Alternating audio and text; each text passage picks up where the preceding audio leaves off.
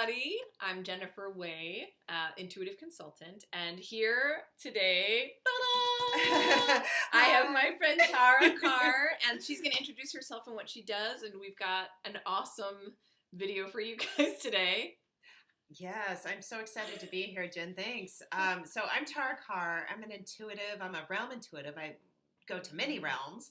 I am a healer. I'm a audiologist, which is a communication and hearing science. So I teach people how to connect with their spirit and listen on a very deep level. We can actually hear the unheard at times. So today I'm here with Jen, literally here with Jen. Yes. We're not doing a split screen. This is for reals. So you're hearing us for real. And we're here to talk today about spiritual friendships for Valentine's Day. Yeah. Yeah. I mean, it's so easy to get swept up in the BS of the consumer holiday, but I think, we wanted to do this video together because we're both practitioners. Tara's been a practitioner professionally for longer than I have, and she's amazing, and I really wanted to bring her energy into this video series because it's time for her, and it's also her healing energy is just truly amazing, and we were talking a lot about what the hell we would talk about because we weren't sure. There were so many topics that we want to discuss, but we decided on spiritual friendships because, finding your tribe is challenging, especially when you're in the beginning of your awakening, and a lot of pieces of you are falling away, and you're beginning to enter into different spheres and different interests, and a lot of the people from your life before are probably going to fall away, or think you're crazy, or but whatever. Yeah, we're going through a very big portal at this point. Really, we're going through human metamorphosis, and at times it can be lonely. It can feel weird in your body. We're really going. Our body's literally changing. The DNA in our body is changing. At times it can feel like symptoms, like weird symptoms, like what's happening to me? Yeah. I don't know what to do or how to get about this. Am I crazy? Who do I talk to about this kind of thing? It can be very isolating. So, I'm so thrilled to be able to touch like your friends, finding good spiritual touching. In real life, not in a Zoom video. Yeah. So that's why we thought it was so important to be here today in the physical, to actually be with one another, because the human touch is very important. Yeah. Being connected is very important. And it is important to do this kind of thing as well on video, reaching out, because we can't always be together. But in my experience, it's great to have one or two people that you can consider close friends, that you can talk about this kind of stuff, rather than having, 10,000 people, 30,000 people as an influencer on Instagram. It's awesome too. But, on your day-to-day, like what's going to help you? It's going to be having real human-to-human conversations. Yeah. Yeah. I mean, we talk about grounding a lot, and I feel like being with other people who are just kind of in the same space as you, doing their different things, but, just at least we are all working on ourselves. We're all trying to heal from things. We're all trying to find new and different ways of existing in the world in a way that's more expansive than it was before for us. A lot of that takes a lot of internal conversations. And as we talk about connecting with the other realms and even channeling, perhaps, when you've got friends who can confirm stuff, that's really important. Friends who are on this path as well. And I guess I'll talk a little bit about how we met. We met through a friend, Shimona, who one day she's going to be on here too, whether she likes it or not.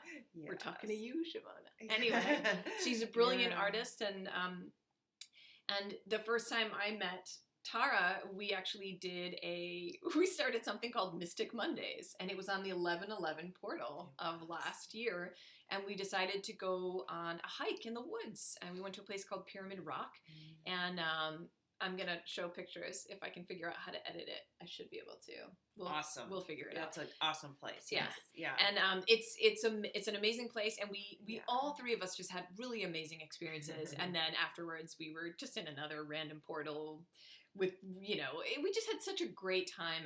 And for us, it was a grounding experience for me. Grounding is something that they talk a lot about in the spiritual world. A lot of times you want to imagine roots kind of shooting down through your feet to kind of connect with the earth, walking with bare feet in nature. But I'm realizing right now in this moment that grounding for me is being with a friend and actually being with someone else who you can truly be your authentic self. And I guess I just also want to say that it takes time.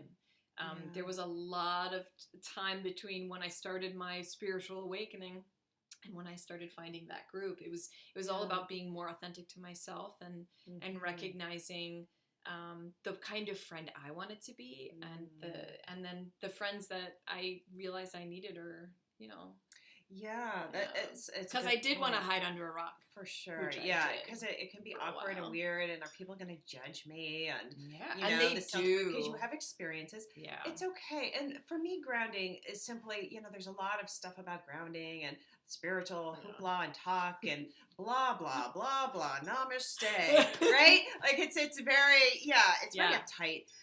Grounding is just being in your body. What brings you back to your essence of who you are? What does it mean to be in your body? What makes you feel good? Start connecting with your spirit. When you connect with your spirit, you automatically become embodied. You become grounded. So it's going to be different for everybody. Breathe that in. Yeah. It's so true. Yeah. So, I also want to ask you a question. Surprise! Okay.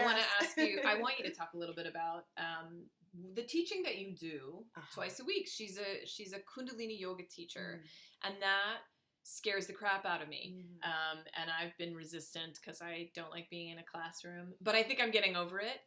But if she's gonna be my teacher, so I want you to tell me how that started for you, if you're comfortable. The personal story is a little bit long. I don't know if we have time to do that today, but I was, like many of you, feeling very ungrounded, out of my body, having literally seizures and a near-death experience that brought me to it, brought me to my knees. And the one thing I found, Kundalini yoga was the thing that grounded me. Right? It'll be different for everybody, but it was the one thing that grounded me. And Kundalini yoga is considered what we call the yoga of awareness. And it works with the energy in your body. That's the sound. The sound of God calling. Sorry, God's calling. Did you know that if you expand and you really reach that level, God's just going to call you on your phone. Raise your Kundalini enough, right? Only if you do it the right way, the way we're telling you. That's right. Yeah. So, playfulness, right? Never take it anybody that knows the way or the exact way. Bullshit. God. Don't listen to him, don't right? Listen to that shit. Listen to your body. Listen to what's inside. No, listen to us. Listen to us now, but... I know, and I'm just I think one of the things that kind of scared me about Kundalini is that I was just super scared of yoga, even though it's totally something I should be doing.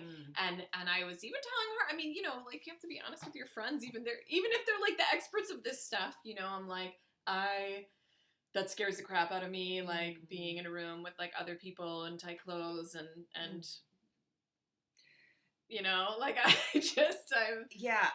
but she's been telling me that's not. The funny thing is, it's Kundalini yoga is not the sexy yoga. It's just not. That's what sold me. So that's why I'm going to be there. But it can be, because owning your energy and owning your own energetic field is very sexy. Yeah.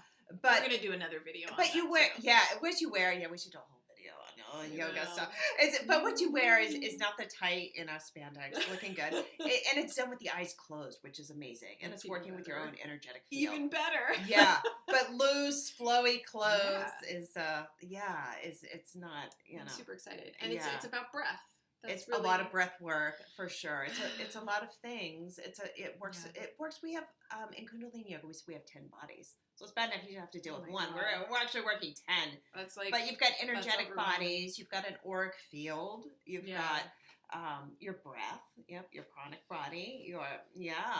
We've got 3 minds. Yeah. Positive, negative, and neutral mind. So you have all these extra bodies. All these extra bodies, but they all get put down in one workout, which is great. That's why you feel so high at the end of it. That's what we're looking for here.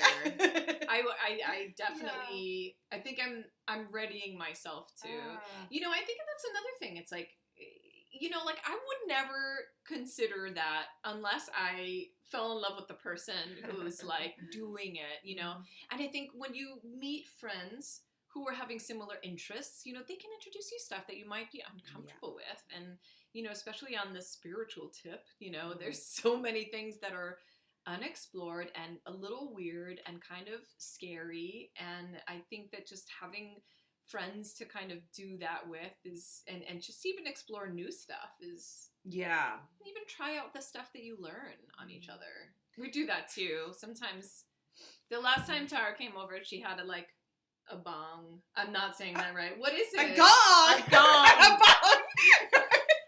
We're gonna edit that out. I do not endorse drugs. Oh my God. What's a Freudian slip? I'm leaving that in. Fuck it. So funny, right?